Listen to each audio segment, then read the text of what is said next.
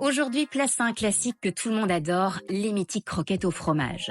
Croustillantes à l'extérieur et crémeuses à l'intérieur, c'est juste irrésistible.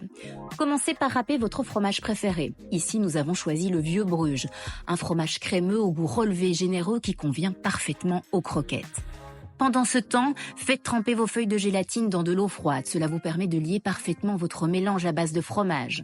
Faites fondre le beurre dans une casserole et ajoutez la farine. C'est le roux, la base d'une bonne béchamel. Continuez à remuer et laissez le roux se colorer légèrement.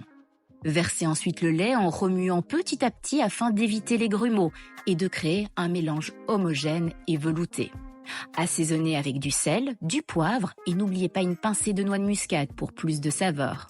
Retirez la casserole du feu et mélangez le fromage râpé à la préparation.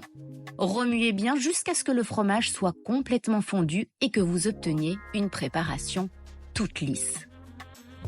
Ajoutez les feuilles de gélatine pressées et remuez jusqu'à ce qu'elles soient complètement dissoutes dans la préparation.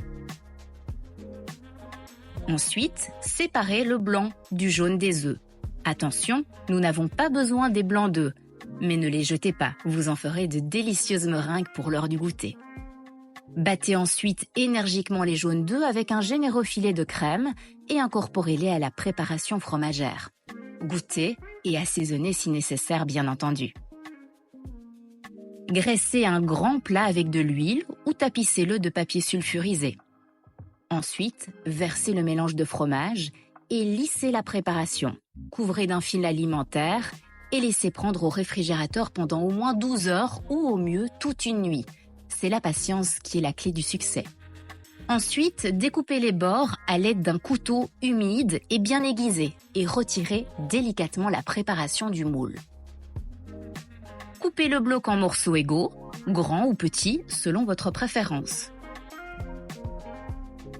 Battez quelques œufs dans un petit bol et assaisonnez de sel et de poivre. Préparez également une assiette avec de la farine et une autre assiette avec de la chapelure. Et c'est parti, il est temps de paner.